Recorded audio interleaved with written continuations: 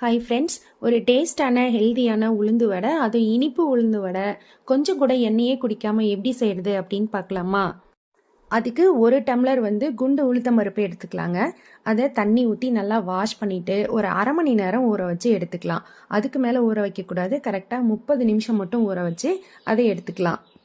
இப்போ ஊறின உளுத்தம்பருப்பை நல்லா தண்ணி இல்லாமல் வடிச்சிட்டு அது ஒரு மிக்சி ஜாரில் சேர்த்து எந்த டம்ளரில் பருப்பு எடுத்தீங்களோ அதே டம்ளரில் ஒரு 3/4 டம்ளர் அளவுக்கு சர்க்கரை சேர்த்து மிக்சியில் நல்லா நைஸாக அரைச்சி எடுத்துக்கலாம்.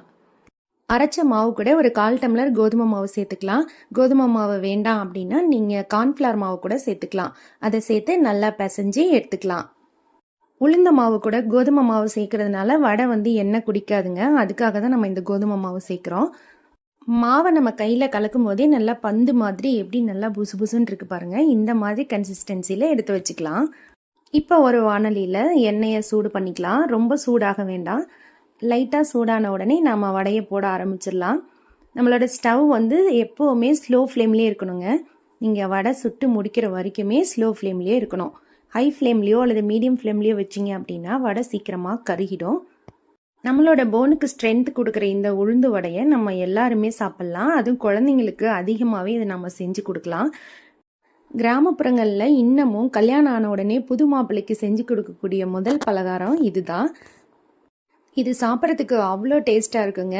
ஒரு சைடு வேகிறதுக்கு கிட்டத்தட்ட ஒரு 2 நிமிஷம் ஆகிடுங்க. அது நல்ல கோல்டன் ப்ரௌன் கலர் ஆன உடனே அதை இன்னொரு சைடு திருப்பி போட்டு ஒரு நிமிஷம் மட்டும் வேக வச்சோம்னா அந்த சைடும் நல்ல கோல்டன் ப்ரௌன் கலரில் வந்துடும். அவ்வளோதான், நம்மளோட வடை ரொம்ப ரொம்ப ஈஸியாக ரெடி ஆயிடுச்சு. எப்பவும் போல் உளுந்து வடை செய்யாமல் இந்த மாதிரி சர்க்கரை சேர்த்து ஸ்வீட்டாக செஞ்சு சாப்பிட்டு பாருங்கள். அவ்வளோ டேஸ்ட்டாக இருக்கும். இந்த வடை எண்ணெய் குடிக்காமல் இருக்கிறதுக்கு ஒரே ஒரு டிப்ஸ் தாங்க. 1 டம்ளர் உளுத்தம்பருப்புக்கு 1/4 டம்ளர் கோதுமை மாவு சேர்த்து கலந்து பிசைஞ்சிக்கிட்டீங்க அப்படின்னா எண்ணெய் இழுக்கவே இழுக்காதுங்க. வடை நல்லா சூப்பராக சாஃப்டாக நல்லாயிருக்கும். என்னை போலவே உங்களில் நிறைய பேர் இந்த வடையை சின்ன வயசில் சாப்பிட்ருப்பீங்க. நீங்கள் சாப்பிட்ட இந்த வடையை இப்போ உங்கள் குழந்தைங்களுக்கும் செஞ்சு கொடுங்க. அவங்களும் நல்லா சாப்பிட்டு ஹெல்த்தியாக இருக்கட்டும்.